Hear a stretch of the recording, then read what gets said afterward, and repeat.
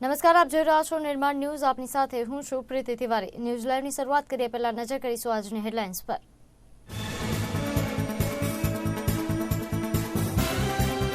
જંત્રી દરમાં વધારાને લઈને રાજ્ય સરકારનો મહત્વનો નિર્ણય. જંત્રી દરમાં વધારો હાલ પૂરતો મોકૂફ. 15 એપ્રિલથી લાગુ થશે નવા જંત્રી દર.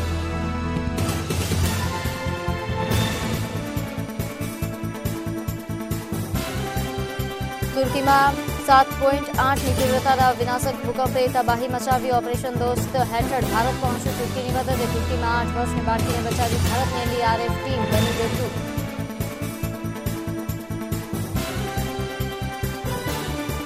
સુરતમાં અનુભવાયો ભૂકંપનો આંચકો. સુરતમાં 3.8ની તીવ્રતાનો ભૂકંપ. કેન્દ્રબિંદુ સુરતથી 27 કિલોમીટર દૂર દરિયામાં નોંધાયું.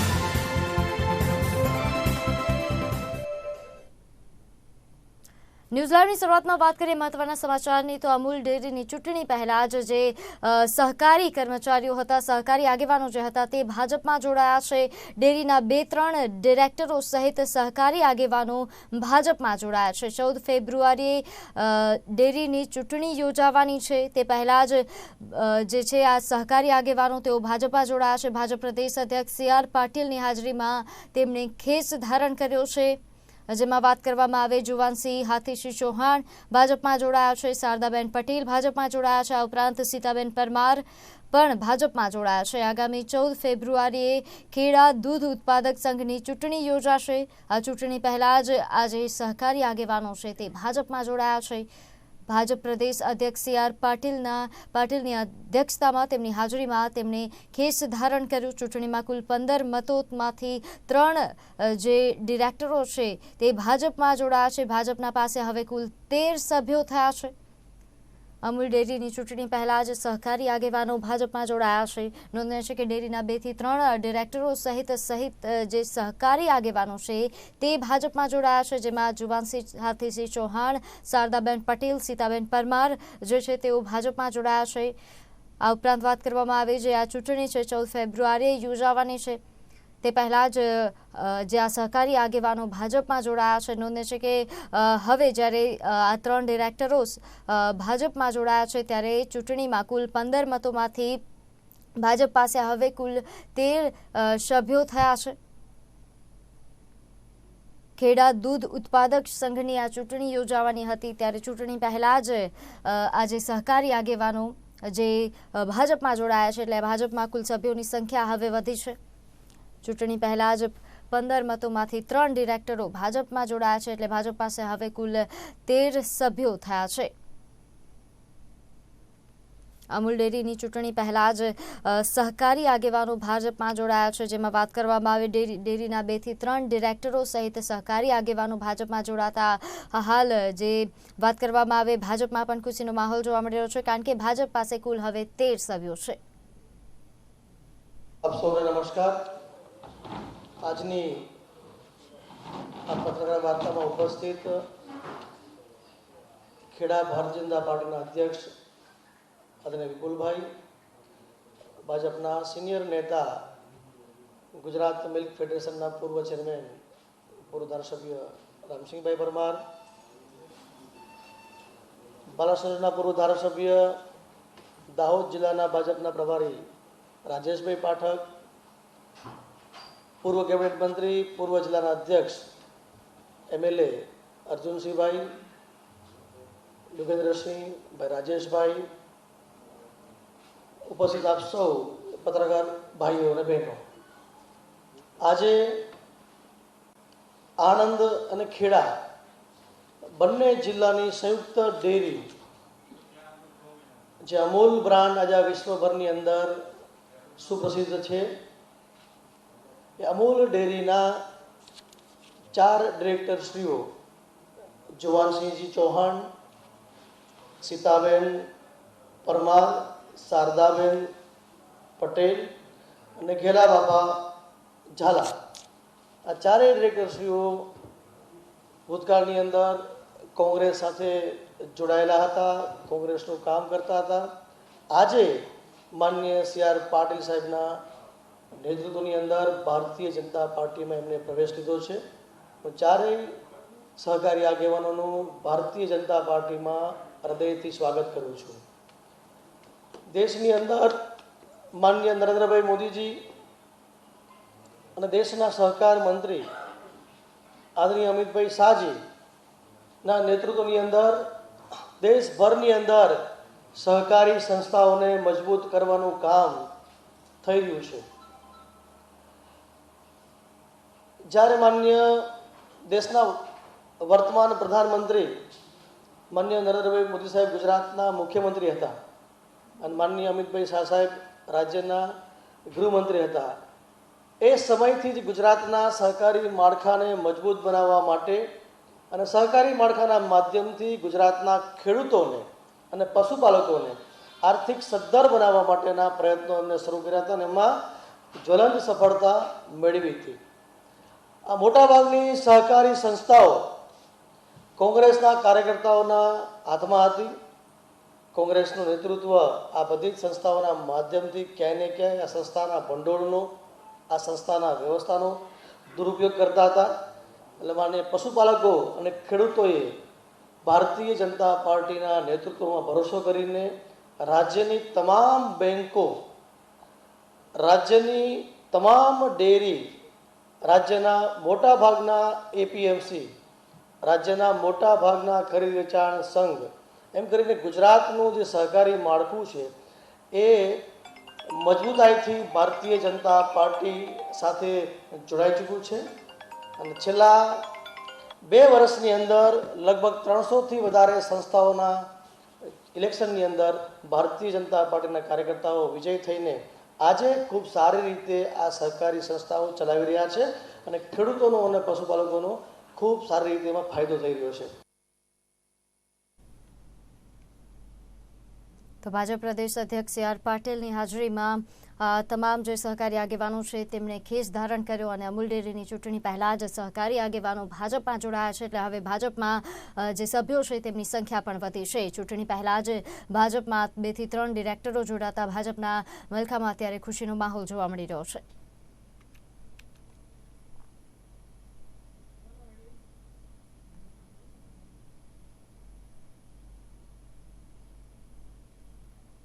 ગુજરાત સરકારે જંત્રીના દરમાં 12 વર્ષ બાદ સીધો 100% વધારો કરતા બિલ્ડર એસોસિએશનમાં નારાજગી વ્યાપી ગઈ હતી. જે બાદ અમદાવાદ બિલ્ડર્સ એસોસિએશનના પ્રતિનિધિઓ ગાંધીનગરમાં સચિવાલય ખાતે સીએમને રજૂઆત કરવા પહોંચ્યા હતા.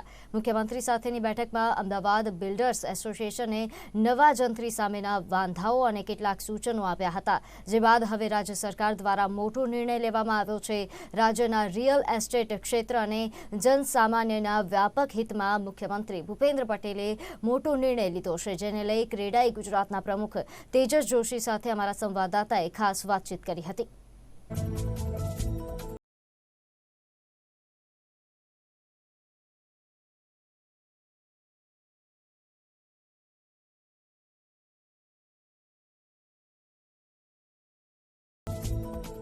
સરકાર દ્વારા જંત્રીની જે વધારો કરવામાં આવ્યો હતો, હાલ પૂરતો તે 2 મહિના માટે મુલતવી રાખવામાં આવ્યો છે.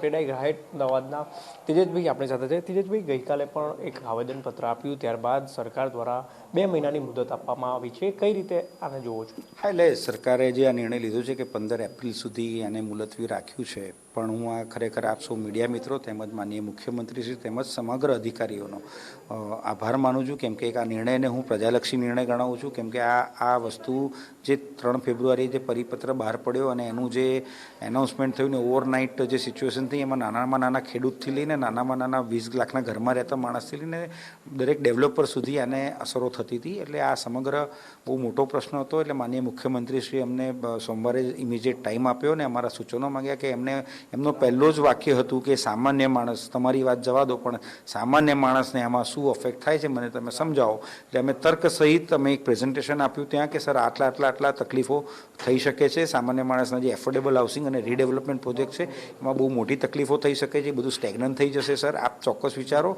એમને વાત સાચી લાગી અને તરત જ અધિકારીઓની મિટિંગ બોલાવી અને તરત ઝૂમ મિટિંગ દ્વારા સમગ્ર ગુજરાતના અધિકારીઓ સાથે એમણે મિટિંગ કરી અને બધાના વ્યૂઝ મંગાયા, ડેટા મંગાયા અને એ જાણવાનો પ્રયત્ન કર્યો કે ક્રેડાઈ અમદાવાદની આ જે રજૂઆત છે ખરેખર સાચી વાત છે. એમણે જાણ્યું, બધાના રિપોર્ટ લીધા અને ગઈકાલે પણ સ્ટેમ્પ ઓફિસર જેનું દેવાનંદ સાહેબે બી અમને ક્રેડાઈને બોલાવ્યું હતું અને અમે બી ત્યાં રજૂઆત કરી હતી કે નવી જંત્રીની શું આવે એ અસર થશે ને ગઈ ને બધા તમામના રિપોર્ટ લઈને આવતીકાલે એમની અધ્યક્ષતામાં એક સાંજે મિટિંગ મળી હતી ને એમાં બધો રિવ્યૂ સમગ્ર ગુજરાતનો ચિતાર એમણે સ્ટડી કર્યો, જોયું ને એમને વાત સાચી લાગી અને આજે એક્સટેન્શન આપ્યું છે એ ખરેખર હું આવકારું છું.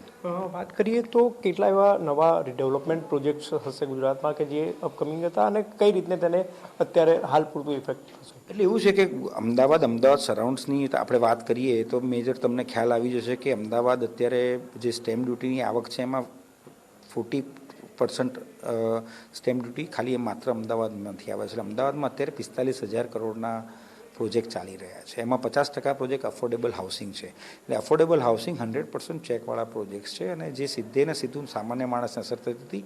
જંત્રી ડબલ થઈ જવાથી લોન ડિસ્બર્સમેન્ટથી લઈને ડેવલપર ગ્રાહક વચ્ચે જે અત્યારે સુમેળ ભર્યા વાતાવરણમાં રેરામાં પણ અમારે જે કોમ્પ્લાયન્સીસ કરવાના હોય છે, રેરાનો સક્સેસ રેશિયો પણ અત્યારે ગુજરાતમાં આપણે we are top in India અને કોઈ જ વિસંગતતાઓ ગ્રાહક અને ડેવલપર વચ્ચે નથી. અને આ વસ્તુના કારણે નાના માણસને માટે બહુ મોટી વસ્તુ હોય છે ઘર વસાવવું, એટલે એની તકલીફો ના થાય એ બાબતમાં જે નિર્ણય લેવામાં આવ્યો ને આ જે એફોર્ડેબલ હાઉસિંગ છે એને વધારે વેગ મળે, એને વધારે પુશ મળે. બીજું શું છે કે ખાસ કરીને ટોકન અને રજિસ્ટર્ડ બાનાખત તો એ ટેમ્પરરી સોલ્યુશન, પણ જે નાના માણસે પોતાનું ઘર બુક કરાવ્યું છે અને ટોકન પણ નથી લીધા અને રજિસ્ટર્ડ બાનાખત પણ નથી લીધા, તો એના આખા ગણિત ચેન્જ થઈ જતા હતા અને એ આખી વસ્તુ એના માટે બહુ મોટી વસ્તુ થઈ જતી હતી ને એન્ડ ઓફ ધ ડે એ કેન્સલેશનમાં જ કન્વર્ટ થાત. એટલે આ જે નિર્ણય લીધો છે એનાથી ખરેખર નાના માણસને બહુ મોટો ફાયદો થઈ રહ્યો છે અને ખાસ કરીને જે એફોર્ડેબલ હાઉસિંગને જે સરકાર માન્ય નરેન્દ્રભાઈની વિઝનરીમાં 9 વર્ષથી ભારતનું રિસ્ટ્રક્ચરિંગ થઈ રહ્યું છે, એમને હાઉસિંગ ફોર ઓલની જે યોજના છે અને એમનો ફોકસ છે કે ભાઈ નાનામાં નાના માણસને પોતાનું ઘર મળે.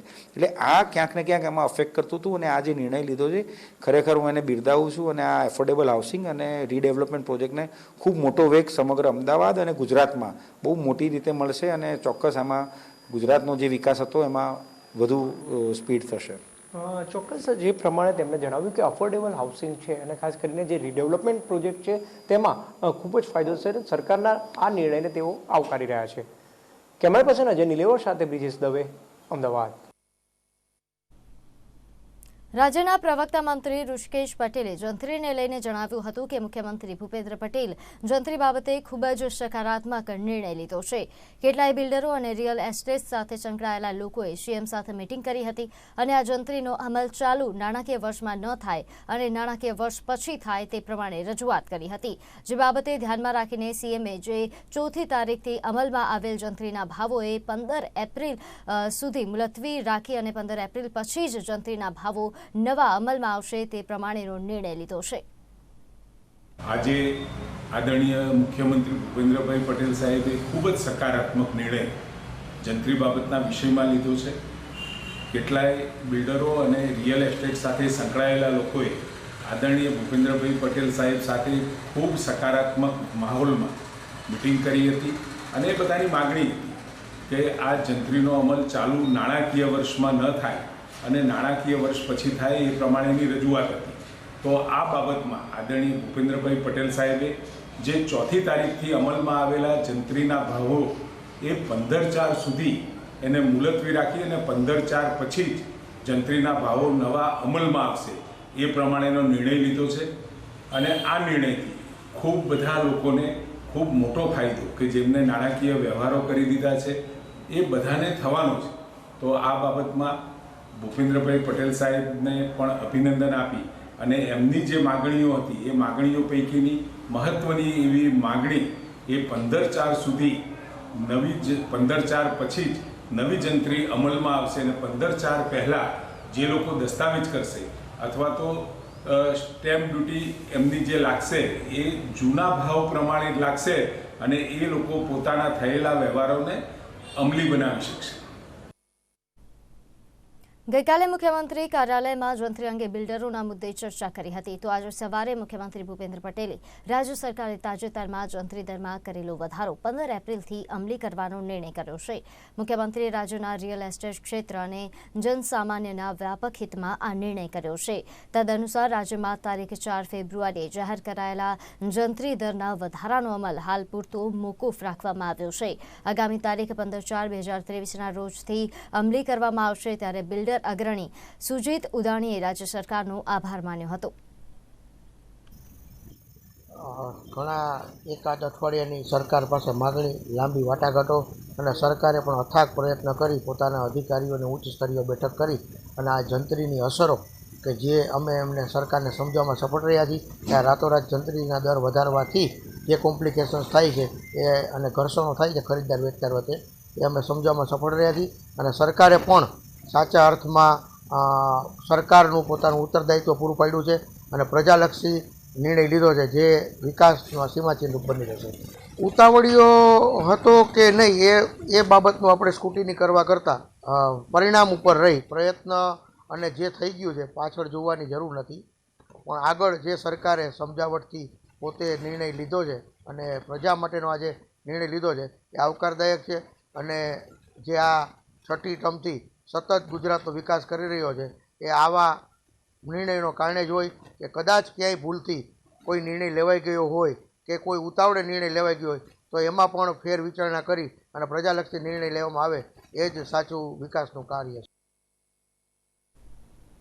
બનાસકાંઠાના કાંકરેજના ડુંગરાસણમાં હત્યાનો બનાવ સામે આવ્યો છે. ઘરમાં એકલા રહેતા 55 વર્ષીય વૃદ્ધાના માથાના ભાગે લાકડાના ફટકા મારી મોત નિપજાવવામાં આવ્યું છે. રાત્રે અજાણ્યા ઈસમ દ્વારા હત્યા કરાઈ હોવાનું અનુમાન છે. ડુંગરાસણ ગામના સુથાર ગંગાબેન છગનભાઈની હત્યા થતાં પરિવારમાં માતમ છવાયો છે. હત્યાની જાણ થતાં શિહોરી પોલીસ ઘટના સ્થળે પહોંચી હતી અને પોલીસે હત્યાના બનાવને લઈને તપાસનો ધમધમાટ શરૂ કર્યો છે.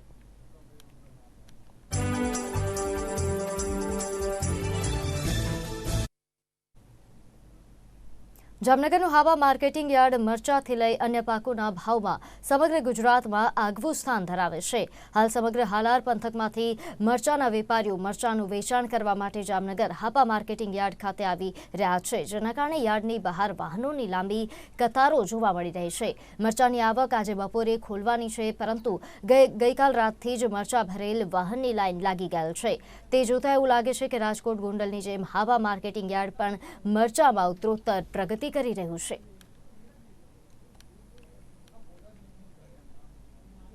સુરતમાં ખાખી વર્દી પર વધુ એક સવાલ ઉઠવા પામ્યો છે.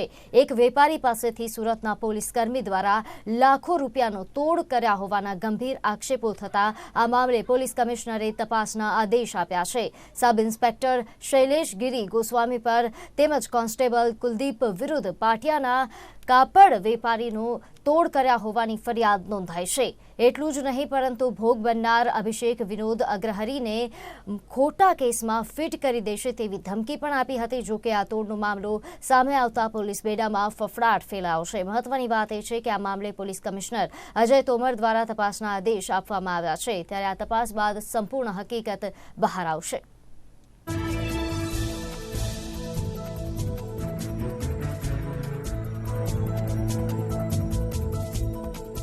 सर ने बोला है 15 लाख रुपए दोगे तब तुम्हें छोड़ेंगे. हम का किस चीज़ का 15 लाख रुपए, कौन सा मैंने गुनाह किया 15 लाख रुपए. सुबह से अनावश्यक हम लोग को बैठाए हुए हैं और जो आदमी मेरा गहना लेकर आया उसको भी आप लोगों ने छोड़ दिया. फिर उसके बाद उन्होंने कहा नहीं करोगे तो कल के पेपर में छप जाएगा, ये छप जाएगा, वो छप जाएगा. तो हमारे मित्र रमेश जी डर गए. उनकी 2 बड़ी बड़ी लड़कियां हैं, हर आदमी डर जाएगा, मैं भी डर गया, वो भी डर गए. तो उन्होंने अपने जानने वाले विजयवाड़ा, जिसका नाम सुशील कुमार शर्मा है, विजयवाड़ा के नाम से मैं जानता हूँ, सुशील कुमार शर्मा को उन्होंने फ़ोन करके बुलाया कि ऐसी सी घटना हो गई है थाने में, आप आइए देखिए, कुछ हो सकता है तो बताइए. तो विजयवाड़ा अपने साथ एक वकील को लेकर आया. उस वकील का नाम हितेश कुमार शर्मा है. वकील साहब आए, वो पुलिस से क्या बात की क्या नहीं बात की मैं नहीं जानता, मैं तो अंदर था. फिर उसके बाद आके वकील साहब ने मुझसे बोला कि 6 लाख रुपये अगर तुम पुलिस वालों को नहीं मैनेज करके दोगे तो तुम्हें जेल हो जाएगी. तो हमने कहा सर मैं कौन सा गुनाह किया हूँ, मेरे को गुनाह तो बताओ, कहें जेल जाना चाहते हो कि घर जाना चाहते हो. तब मैंने रमेश भैया से कहा रमेश भैया देखिए 6 लाख तो मेरे पास इतनी समय है नहीं, बताइए मैं क्या करूँ. तो रमेश भैया ने कहा कि मैं पैसे की व्यवस्था कराता हूँ, अपने भैया को फ़ोन करता हूँ, पैसे की व्यवस्था कराता हूँ. हम कहा अगर आप पैसे की व्यवस्था करा के यहाँ दे रहे तो मैं आपको पैसा दे दूँगा.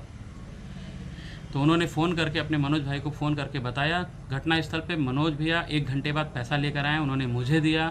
फिर कुलदीप ने वहाँ पर मनोज भैया को बाहर किया. बाहर करने के बाद मुझे अपनी गाड़ी में बैठाया और भीमराज चेक पोस्ट के पीछे सुनसान जगह ले जाकर हमसे पैसा लिया.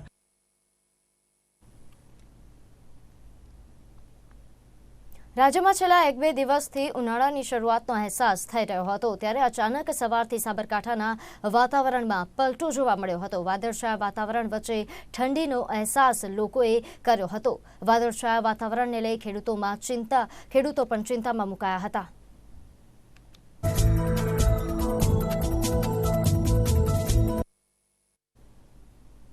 મહેસાણાના ગણપત યુનિવર્સિટી ખાતે 4 દિવસીય સતરંગ સાંસ્કૃતિક કાર્યક્રમ એવા યુથ ફેસ્ટિવલની આજથી શરૂઆત કરવામાં આવી છે. 36માં વેસ્ટ ઝોનના આ યુથ ફેસ્ટિવલ કાર્યક્રમમાં ગુજરાત સહિત મહારાષ્ટ્ર અને ગોવાની 30 કરતાં વધુ યુનિવર્સિટીઓ અને કોલેજોએ ભાગ લીધો છે.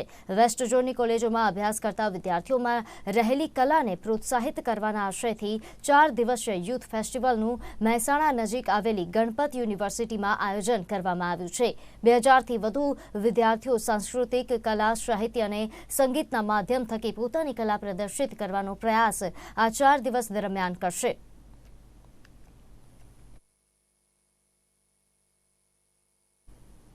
પેટ્રોલમાં 20% ઇથેનોલ મિક્સ કરી પેટ્રોલ સસ્તું કરવાની સાથે સાથે પ્રદૂષણ મુક્ત પર્યાવરણ બને તે માટે પ્રધાનમંત્રી નરેન્દ્ર મોદીએ તાજેતરમાં બેંગલુરુ ખાતે E20 પ્રોજેક્ટ લોન્ચ કર્યો હતો.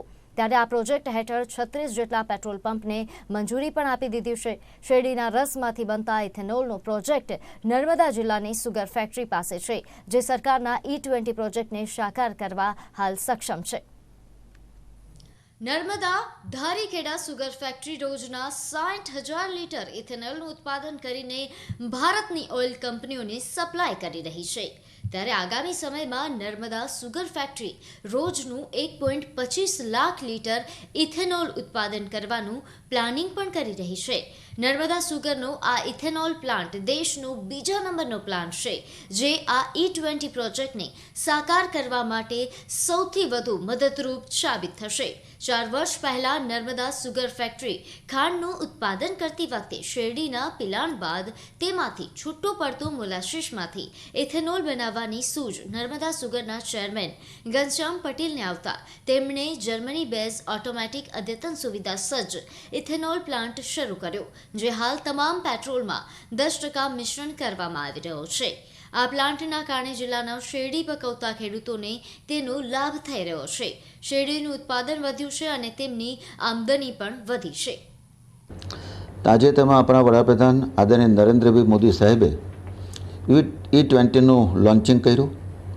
65 જેટલા પેટ્રોલ પંપને આના માટે પ્રાયોગિક ધોરણે આ પેટ્રોલ વેચવાની છૂટ આપી છે. એમાં 20% ઇથેનોલ ઉમેરીને આ પેટ્રોલ બનાવવામાં આવે છે. આપણે પણ આપણી નર્મદા સુગરમાં એક દિવસનું 60,000 લીટર આપણે ઇથેનોલ બનાવીએ છીએ અને આગામી વર્ષથી 1,25,000 લીટર ઇથેનોલ આપણે ફેક્ટરીમાં આપણે બનાવવાના છે. એમાંથી આપણે ફાર્મા ગ્રેડ ઇથેનોલ પણ બનાવવાના છે. એના લાઇસન્સની પ્રક્રિયાઓ ચાલુ છે. ઇથેનોલની સાથે સાથે એમાંથી જે સ્પેન્ટ વોશ નીકળે છે એમાંથી આપણે પોટાશ ખાતર બનાવીએ છીએ. સામાન્ય રીતે પોટાશ આ દેશમાં બનતું નથી. ટોટલ પોટાશ આપણે બહારથી ઇમ્પોર્ટ કરવું પડે છે. તો રોજનું 50 મેટ્રિક ટન પોટાશ ખાતર આપણે આપણી ફેક્ટરીમાં બનાવીશું. દેશમાં આપણે ટેકનોલોજી પ્રમાણે જોઈએ તો બીજા નંબર પર છે. અદ્યતન ટેકનોલોજીનો ઉપયોગ કરીને ઝીરો ડિસ્ચાર્જ પોલ્યુશન મુક્ત ફેક્ટરી બનાવી છે અને રોજનું આ જે ઇથેનોલ બને છે એ ઇથેનોલ આપણે પેટ્રોલિયમ કંપનીઓ યાની કે સરકારશ્રીને આપણે આપીએ છીએ. પેટ્રોલમાં ઇથેનોલની માત્રા 20% રાખવી, જેને E20 નામ આપવામાં આવ્યું છે. હાલમાં દેશમાં ઉપલબ્ધ પેટ્રોલમાં 10% જેટલું ઇથેનોલ પહેલેથી જ છે. તેમાં 20%ની માત્રા કરવામાં આવશે. હાલ તો પ્રધાનમંત્રી દેશના 11 શહેરોમાં 20% ઇથેનોલ ધરાવતું પેટ્રોલ ઉપલબ્ધ કરાવવાની તૈયારીઓ ચાલી રહી છે. આલ્કોહોલ આધારિત ઇથેનોલ ઇકો ફ્રેન્ડલી ઇંધણ છે, જેના કારણે પર્યાવરણને અનેક પ્રકારના નુકસાનથી બચાવી શકાય છે. તેની મદદથી કાર્બન ઉત્સર્જન ઘટાડવાની સાથે ક્લાઇમેટ ચેન્જના જોખમોને રોકવાનું કામ પણ કરવામાં આવી રહ્યું છે. દેશમાં ઇથેનોલ તૈયાર થતાં તેની આયાતમાં ઘટાડો થવાથી સરકારની આવક વધી રહી છે અને હવે ખેડૂતોને પણ સરકાર તરફથી પ્રોત્સાહન મળશે. તો ઉત્પાદન પણ વધશે અને મોટી કાર કંપની આ ઈંધણને અનુરૂપ એન્જિનોવાળી કાર પણ બનાવવાની શરૂઆત કરી દીધી છે. દેશના વડાપ્રધાન નરેન્દ્ર મોદી દ્વારા E20 પ્રોજેક્ટ તાજેતરમાં જ લોન્ચ કરવામાં આવ્યો છે. E20 એટલે તમને સમજાવી દઉં, E એટલે ઇથેનોલ, 20 એટલે પેટ્રોલની અંદર 20% માત્રા ઇથેનોલની હોય એટલે કહેવાય છે E20. આપણે વાત કરીએ છીએ ઇથેનોલની, તો ઇથેનોલ એટલે કે આલ્કોહોલ. હાલ નર્મદા જિલ્લામાં ધારીખેડા સુગર ફેક્ટરી ખાતે જે શેરડીનું પિલાણ થાય છે, ખાંડ બને છે, પણ તેની સાથે સાથે છેલ્લા 4 વર્ષથી ઇથેનોલ પ્રોજેક્ટ પણ કાર્યરત કરવામાં આવ્યો છે. આ ઇથેનોલ પ્રોજેક્ટ તમને દ્રશ્યમાં જોવા મળશે. હાલ જે આ ઇથેનોલ પ્રોજેક્ટ જે કાર્યરત છે, પર ડે એટલે કે રોજનું 60,000 લીટરથી પણ વધારે ઇથેનોલ હાલ અહીં બનાવવામાં આવે છે અને સરકારને તે આ સુપ્રત કરવામાં આવે છે. ખાસ કરીને વાત કરીએ તો જે આ ઇથેનોલ છે, જેને પેટ્રોલની અંદર તેની 20%ની માત્રા ઉમેરી અને આ પેટ્રોલ આવનાર સમયમાં લોકોના વાહનોમાં ઈંધણ તરીકે વાપરવામાં આવશે, જેને લઈને વડાપ્રધાન દ્વારા E20 પ્રોજેક્ટને મંજૂરી આપવામાં આવી છે. પરંતુ હાલ તો વાત કરીએ કે ધારીખેડા સુગર ફેક્ટરી ખાતે જે ઇથેનોલ બની રહ્યો છે, ઇથેનોલ બનાવ્યા બાદ તેનો જે કાચો માલ બચે છે તેને પણ પર્યાવરણ શુદ્ધ થાય તે માટે તેનો ઉપયોગ કરવામાં આવે છે. ખાસ જે આ પેટ્રોલ છે, ઇથેનોલ રહિત પેટ્રોલ, જે વાતાવરણ શુદ્ધ કરે છે. સાથે સાથે નર્મદા સુગર ફેક્ટરીમાં કહી શકાય કે ઇથેનોલ પ્રોજેક્ટના આવવાથી જે ખેડૂતો છે તેઓએ શેરડીનું ઉત્પાદન વધારી દીધું છે, જેના કારણે તેઓની આમદની પણ વધી છે અને તેઓની આર્થિક સ્થિતિ પણ સુધરી છે. માટે જે આ વડાપ્રધાનનો E20 પ્રોજેક્ટ છે, આવનાર સમયમાં સમગ્ર દેશમાં તે લાગુ પડશે. દરેક પેટ્રોલ પંપ પર E20 પેટ્રોલ મળતું થશે અને વાહનોને પણ કહી શકાય કે વાતાવરણને શુદ્ધ કરવા માટે પેટ્રોલ મળશે. ત્યારે આ નર્મદા ધારીખેડા સુગર ફેક્ટરીનો જે ઇથેનોલ પ્રોજેક્ટ છે, કહી શકાય કે દેશનો બીજા નંબરના મોટામાં મોટો ઇથેનોલનો પ્રોજેક્ટ છે, જે આવનાર સમયમાં વડાપ્રધાનના E20 પ્રોજેક્ટને સાકાર કરવા માટે હાલ સક્ષમ છે. રાજેન્દ્રસિંહ કઠવાડિયા, નિર્માણ ન્યૂઝ, નર્મદા. હિંમતનગરના ટાવર ચોકના શાક માર્કેટમાં 2 આખલાઓનો આતંક સામે આવ્યો હતો. અહીં બગડેલી શાકભાજીનો યોગ્ય નિકાલ નહીં થતાં શાક માર્કેટમાં વધુ ગાયોના ટોળા એકઠા થાય છે, જેમાં અચાનક 2 આખલા સામસામે આવી ગયા હતા અને આખલાઓના યુદ્ધમાં અનેક શાકની લારીઓ ઊંધી થઈ ગઈ હતી. જોકે આ ઘટનાને પગલે લોકો પોતાનો જીવ બચાવવા આમથી તેમ દોડતા અફરાતફરીનો માહોલ સર્જાયો હતો. ઘટના બાદ નગરપાલિકા દ્વારા રખડતા ઢોર વેપારીઓ સામે કાર્યવાહી થાય તેવી માંગ ઉઠી છે.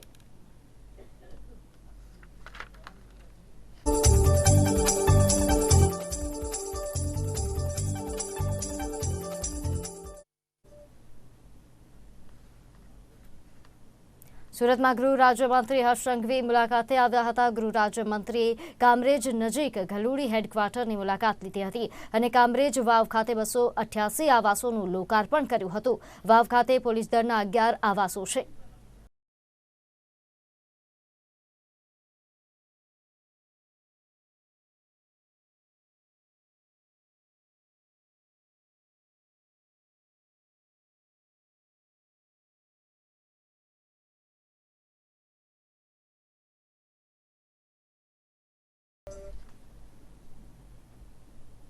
મહેસાણાના રહેણાંક મકાનને સીલ કરાયા છે. કડીમાં બિલ્ડરે લોન નહીં ભરતા સનસાઇન ફ્લેટને બેંકે સીલ માર્યા છે, જેમાં 18 ફ્લેટ અને 5 જેટલી દુકાનોને સીલ કરાઈ છે. ઉલ્લેખનીય છે કે બરોડા બેંકમાંથી બિલ્ડરે ₹4.50 કરોડની લોન લીધી હતી, જેની સામે ફ્લેટ તારણમાં હતા.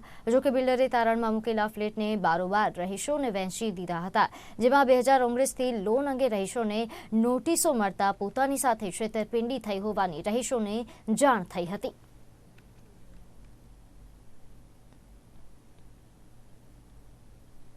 ન્યૂઝ લાઈવમાં હાલ બસ આટલું જ. વધુ સમાચારો માટે આપ જોતા